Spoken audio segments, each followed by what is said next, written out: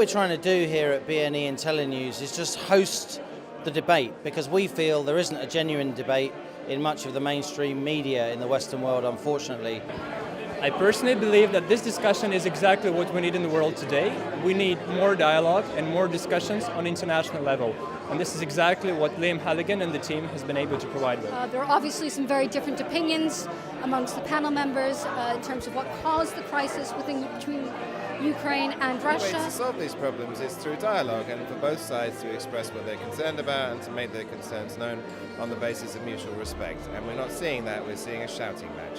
What we saw here at Ctte today was a quite incredible meeting of diplomats, former diplomats, journalists, investors, academics, and there was a genuine, full-blooded, without apology, exchange of views. There is no East, it's Russia.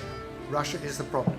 Suspicion, fear, mutual disapproval and occasional bouts of violence have always characterised the relationship between Russia and the West, and they are the norm. There's nothing normal about this so-called new normal. It's very abnormal. We had here the biggest foreign private equity investor in Russia saying there's no question that the sanctions are having a negative effect on Russia's economy and the investment climate. Sanctions are effective in terms of damaging the counterparty, including damaging yourself.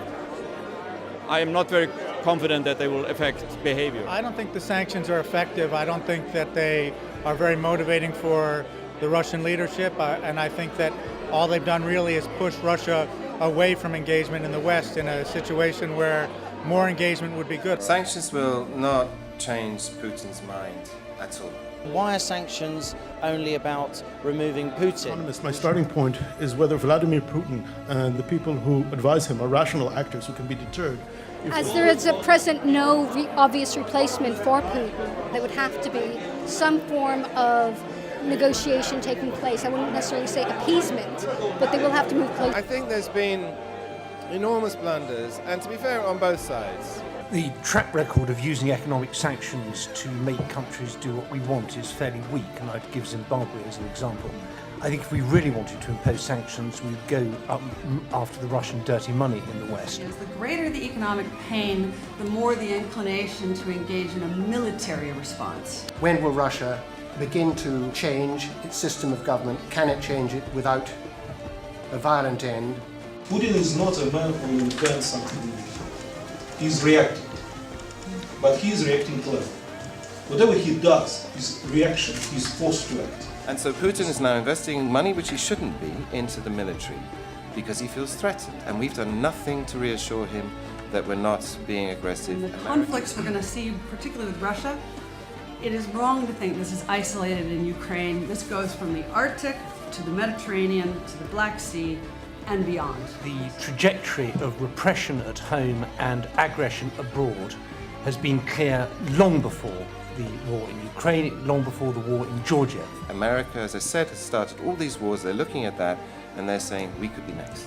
So I think we're going to see a much stronger response on the military side, and that will include the threat of nuclear weapons. I think the history of Western engagement in this part of the world is a catalogue of huge mistakes. And given the way the West has ignored the commitments it made to Ukraine under the 1994 Budapest Memorandum, it's an open question why Putin should take NATO's Article 5 commitments to, say, Estonia any more seriously. We're reinforcing all the bad traits in Russia. And I would move the debate a little bit, by the way, away from the concept of the new Cold War, which actually I don't disagree has this connotation of being about mutual assured destruction of nuclear weapons positioning.